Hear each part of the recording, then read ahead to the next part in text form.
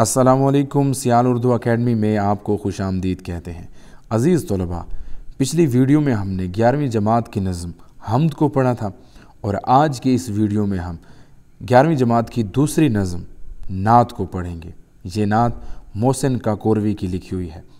سب سے اعلیٰ تیری سرکار ہے، سب سے افضل، میرے ایمان مفصل کا یہی ہے مجمل۔ تو سب سے پہلے لغت کو دیکھتے ہیں۔ سب سے اعلیٰ تیری سرکار، سرکار بارگاہ، دربار، سب سے افضل، افضل بھی اعلیٰ کو کہتے ہیں۔ میرے ایمان مفصل کا یہی ہے مجمل، مفصل تفصیلاً، تفصیل کے ساتھ، وضاحت کے ساتھ، اور مجمل مختصراً۔ تو اگر ہم فنی محاسن پہ بات کریں تو ایمان مفصل اور مجمل، تو اس میں صنعت تضاد بھی ہے، مفصل تفصیلاً اور مجمل مختصراً۔ اور دوسری اس میں صنعت تلمیح بھی ہے، کیونکہ ایمان مفصل اور ایمان مجمل یہ حدیث کی طرف اشارہ ہے۔ وہ ہے نا کہ آمنت باللہ ہے کہ میں اللہ پہ ایمان لایا، و ملائکتہ اور اس کے ملائکہ پہ ایمان لایا، و کتبہ اور اس کی کتابوں پہ ایمان لایا، و رسلہ اور اس کے رسولوں پر ایمان لایا، والیوم الآخر و قدر خیرہ و شرہ من اللہ تعالی والبعث بعد الموت، کہ میں آخرت پر ایمان لایا اور اچھی بری تقدیر پر ایمان لایا کہ اللہ کی جانب سے ہے، اور مرنے کے بعد کی زندگی پر یا مرنے کے بعد دوبارہ سے جی اٹھنے پر ایمان لایا۔ تو یہ کیا ہے؟ ایمان مفصل ہے۔ تو یہ حدیث کی طرف اشارہ بھی ہے، تو یہ صنعت تلمیح بھی یہاں پہ موجود ہے۔ اب تشریح کی جانب آتے ہیں۔ یہ نعت کا پہلا شعر ہے، اور نعت کے اس پہلے شعر میں شاعر حضور صلی اللہ علیہ وآلہ وسلم سے اپنی عقیدت اور محبت کا اظہار کرتے ہوئے یہ کہتا ہے کہ یا رسول اللہ، آپ کا مقام اور مرتبہ سب سے بڑھ کر ہے، سب سے اعلیٰ تیری سرکار ہے، تیرا مقام اور مرتبہ سب سے بڑھ کر ہے، سب سے افضل ہے تو۔ آپ بادشاہوں کے بادشاہ ہیں اور نبیوں کے بھی امام ہیں۔ عام انسانوں میں تو آپ صلی اللہ علیہ وسلم کا مقام اور مرتبہ ویسے بھی بہت بلند ہے، بڑھ کر ہے، اس میں کوئی شک نہیں۔ لیکن اگر باقی نبیوں کے ساتھ آپ صلی اللہ علیہ وسلم کا موازنہ کیا جائے تو پتہ چلتا ہے کہ حضور صلی اللہ علیہ وآلہ وسلم تمام پیغمبروں کے سردار ہیں۔ اور پھر شاعر اگلے مصرے میں یہ کہتا ہے کہ میرے ایمان مفصل کا، یعنی کہ میں اپنے اگر ایمان کا تفصیلی جائزہ لوں تو اللہ پر ایمان لانا، فرشتوں پر ایمان لانا، آخرت پر ایمان لانا، جنت اور جہنم پہ ایمان لانا، یہ سب کیا ہے؟ یہ ساری چیزیں دراصل حضور صلی اللہ علیہ وآلہ وسلم کے ذریعے ہی ہم تک پہنچی ہیں۔ تو اگر میں یوں کہوں کہ میرا جتنا تفصیلی ایمان ہے وہ صرف اور صرف ایک لفظ یعنی کہ محمد صلی اللہ علیہ وآلہ وسلم میں موجود ہے۔ حضور صلی اللہ علیہ وآلہ وسلم پہ ایمان لانا، اس کا مطلب یہ ہے کہ ہم اللہ پہ ایمان لا رہے ہیں، اس کے فرشتوں پر ایمان لا رہے ہیں، اس کی کتاب پر ایمان لا رہے ہیں، اچھی بری تقدیر کہ اللہ کی جانب سے ہے اس پہ ایمان لا رہے ہیں۔ یعنی میرے ایمان کی تفصیل بھی حضور صلی اللہ علیہ وآلہ وسلم کی ذات ہے، اور میرے ایمان کا خلاصہ بھی حضور صلی اللہ علیہ وآلہ وسلم کی ذات ہے، کیونکہ حضور صلی اللہ علیہ وآلہ وسلم ہی اللہ کے بعد سب سے اعلیٰ اور افضل ہستی ہیں۔ امید ہے اس شعر کی آپ کو سمجھ آ چکی ہوگی۔ گلے خوش رنگ رسول مدنی و عربی، زیب دامان ابد تو رہے دستار ازل۔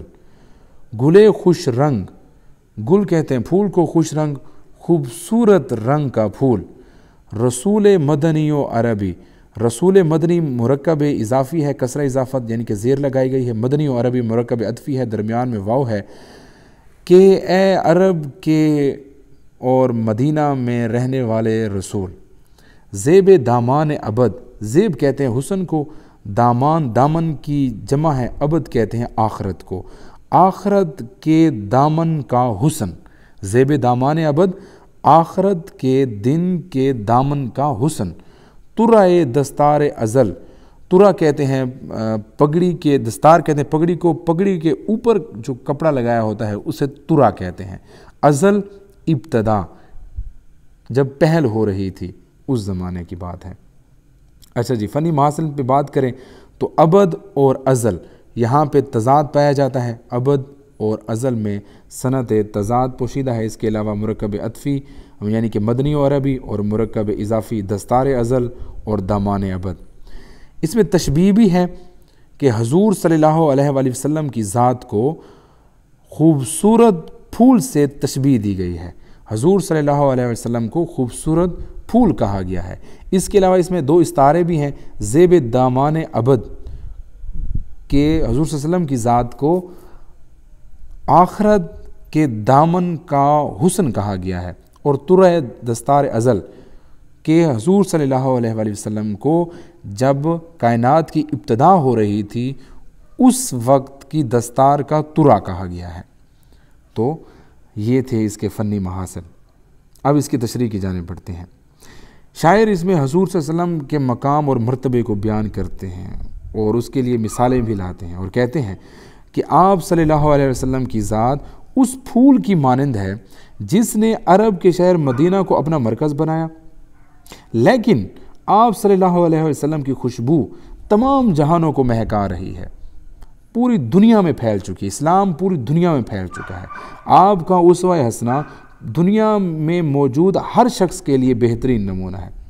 جس طرح کسی خوش رنگ پھول کی تعریف ہر کوئی کرتا ہے، اسی طرح حضور صلی اللہ علیہ وسلم جو کہ گلشن انبیاء کے خوبصورت پھول ہیں، ان کی تعریف بھی اپنے بیگانے سب کر رہے ہیں، ہر شخص ان کی تعریف کر رہا ہے۔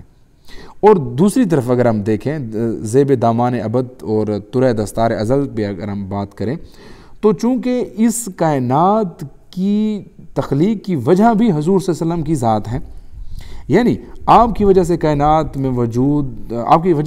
وجود میں آئی، اور جب کائنات مٹ جائے گی، ختم ہو جائے گی، سب کچھ ختم ہو جائے گا، فنا ہو جائے گا، قیامت کا دن آ جائے گا، اس وقت بھی حضور صلی اللہ علیہ وآلہ وسلم اپنی امت کے لیے شفاعت کا باعث ثابت ہوں گے۔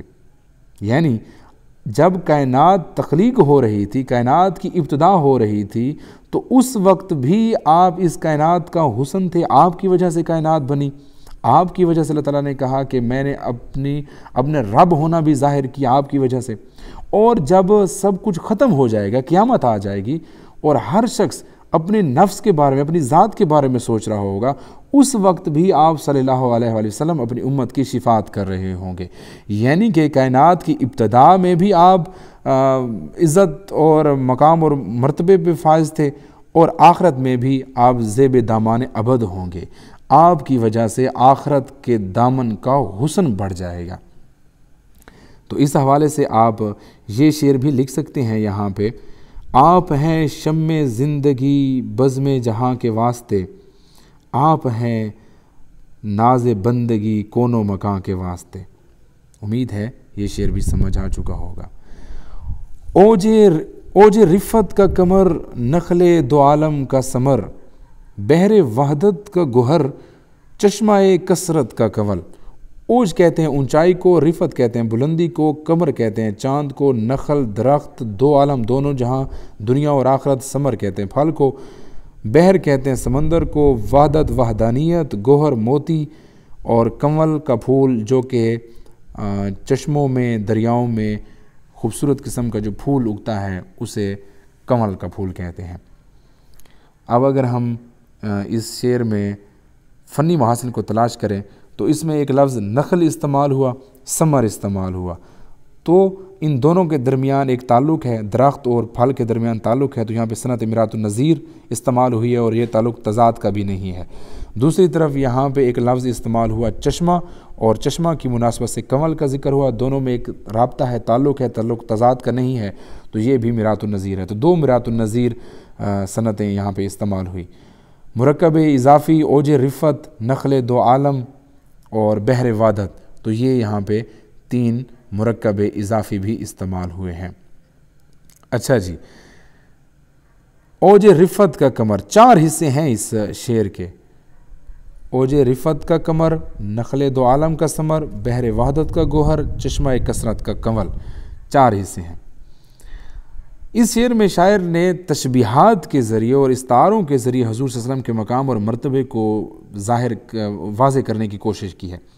شاعر کہتے ہیں کہ حضور صلی اللہ علیہ وسلم کی ذات بزرگی اور فضیلت اور بڑائی میں ایک چاند کی طرح ہے۔ اوج رفت کا کمر، کمر چاند کی بات ہوئی ہے نا، جیسے اندھیری رات میں آسمان پر چاند طلوع ہو کر اپنی کرنیں بکھیرتا ہے، روشنیاں بکھیرتا ہے، بالکل اسی طرح حضور صلی اللہ علیہ وآلہ وسلم بھی आसमान नबूवत के चांद हैं और आपकी नबूवत की किरणों ने दुनिया से शिरक को ख़त्म किया, जहालत को ख़त्म किया और जुल्म के अंधेरों का ख़ात्मा किया। दूसरे हिस्से की जानिब आ जाए। और इसी तरह अगर ये जो कायनात है, इसके दो आलम है ना, एक आलम में दुनिया और दूसरा आलम में आखरत, अगर इन दोनों दुनियाओं का एक दरख्त बना दिया जाए तो हजूर सल्लल्लाहु अलैहि वसल्लम उस दरख्त के फल की हैसियत रखेंगे, जिससे दुनिया में भी लोग फ़ायदा उठा रहे हैं, आखरत में भी फ़ायदा उठा रहे हैं। तो आप सल्लल्लाहु अलैहि वसल्लम की ज़ात ऐसे समर की तरह है, नखले दो आलम का ऐसा समर है जिससे दुनिया में भी लोग फ़ायदा उठा रहे हैं, आखरत में भी फ़ायदा उठा रहे हैं। और अगर हम अल्लाह ताला की ज़ात को बहर वहदत कहें, वहदत वहदानियत से बहर समंदर, अगर अल्लाह ताला की ज़ात वहदानियत का, वहदत का समंदर है, तो फिर हुजूर सल्लल्लाहु अलैहि वसल्लम की ज़ात उस बहर वहदत का कीमती मोती है। अगर अल्लाह ताला की ज़ात समंदर है तो हुजूर सल्लल्लाहु अलैहि वसल्लम की ज़ात क्या है? मोती है।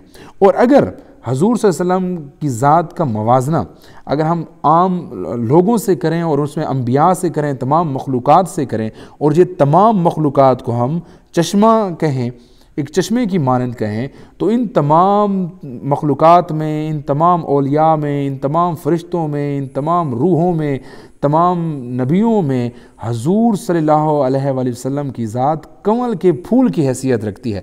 जिस तरह दरिया में दीगर सब्ज़े में कमल का फूल सबसे रोशन और नुमायाँ होता है, इसी तरह हजूर सल्लल्लाहु अलैहि वसल्लम की ज़ात तमाम इंसानों में, तमाम औलिया में, तमाम नबियों में, तमाम मखलूक़ात में रोशन और ख़ूबसूरत है।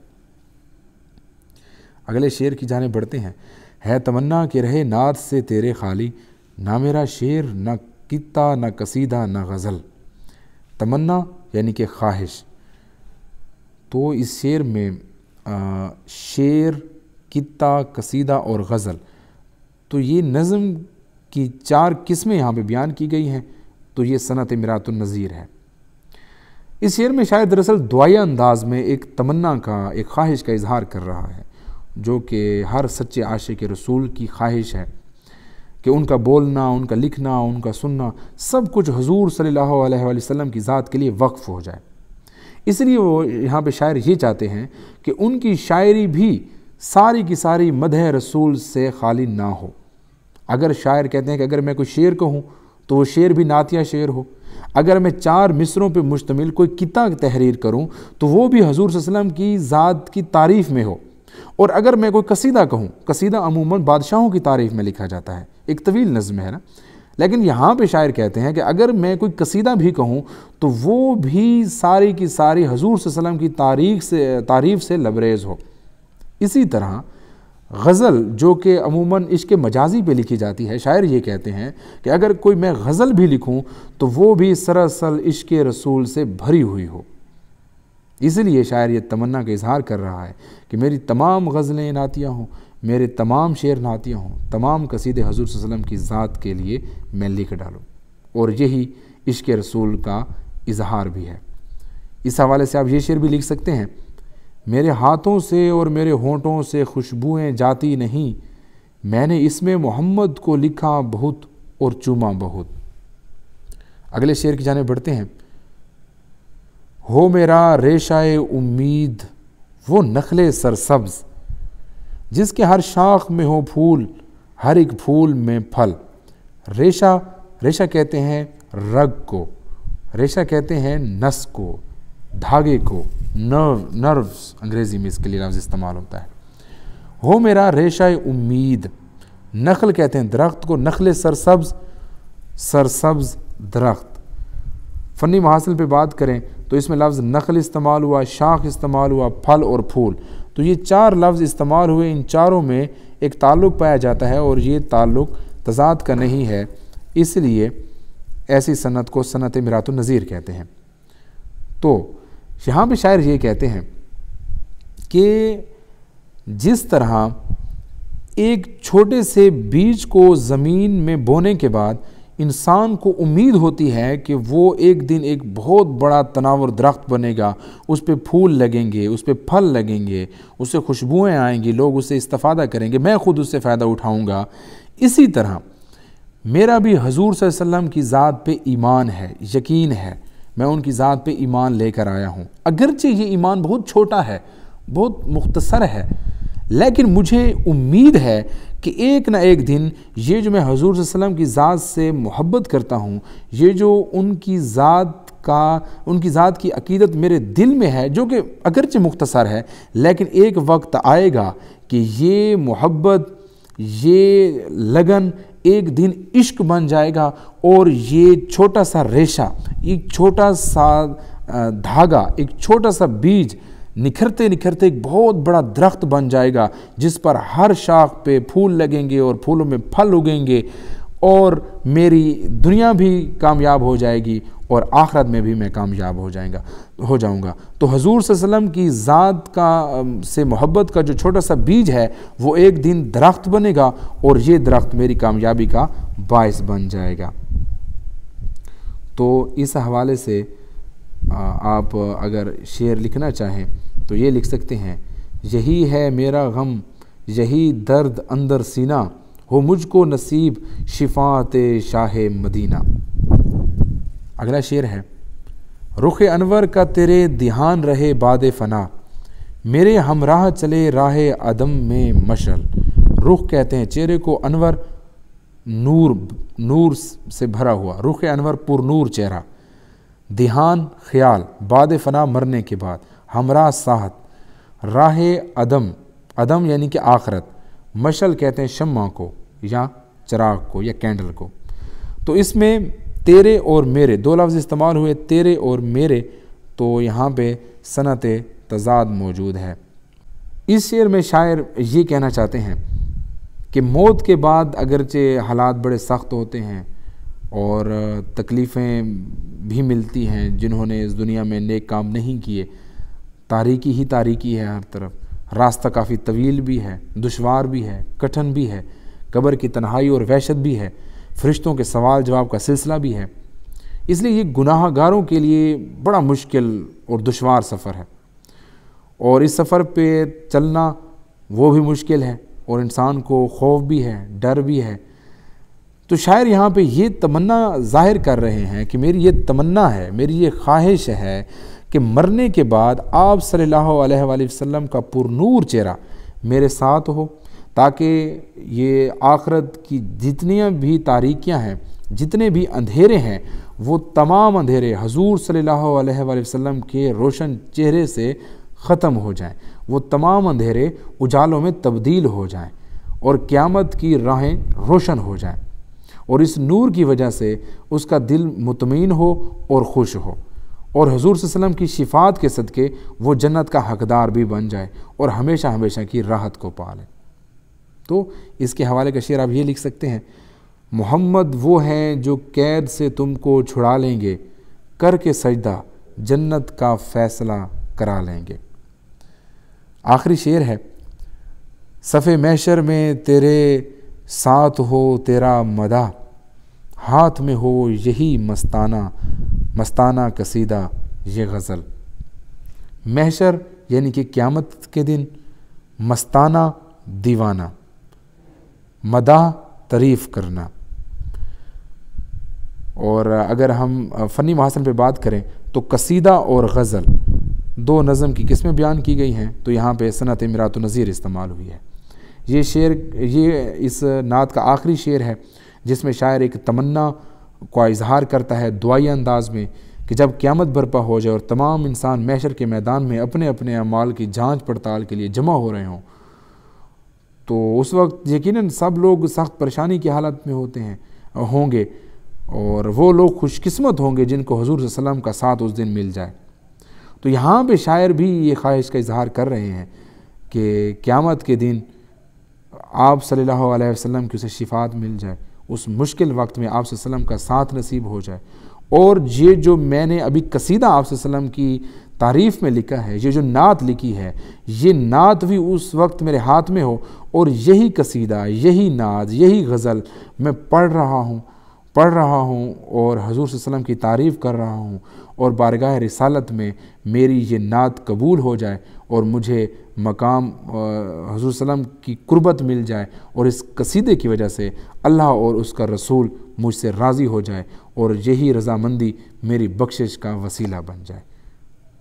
تو میرا ہر شعر نعت شاہ دو جہاں بن جائے، قصیدہ شاہ امم میری بخشش کا سامان بن جائے۔